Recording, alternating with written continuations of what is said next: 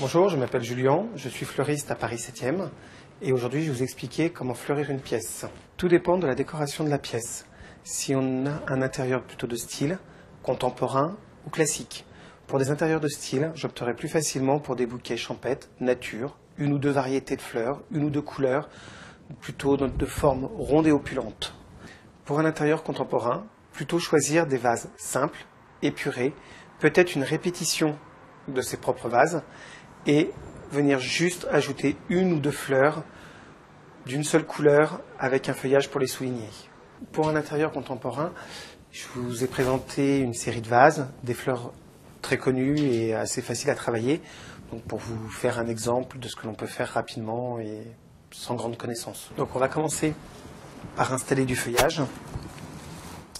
Un feuillage relativement souple, léger,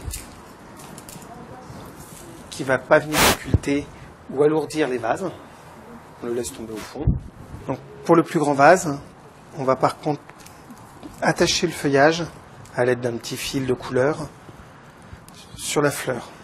Donc ce petit lien va nous permettre de retenir le feuillage à une hauteur supérieure des autres et de caler la fleur. Et on se retrouve avec une présentation légère, épurée, très chic pour des murs très sobres. Pour le choix des teintes, il est toujours plus facile de choisir des couleurs qui se rapprochent de celles des murs et des couleurs dominantes de l'appartement ou de la maison. Ou, si on veut aller un peu plus loin, il est intéressant de choisir une couleur dominante dans un appartement, tel qu'un mobilier ou un tableau, et dans ce cas-là, reprendre les couleurs et les travailler sur les murs, en opposition. Je vous ai donné quelques astuces pour fleurir votre intérieur et votre maison, mais si toutefois vous avez des doutes, n'hésitez pas à aller voir votre fleuriste, qui sera un bon professionnel capable de vous conseiller et de vous orienter sur le plus beau des bouquets.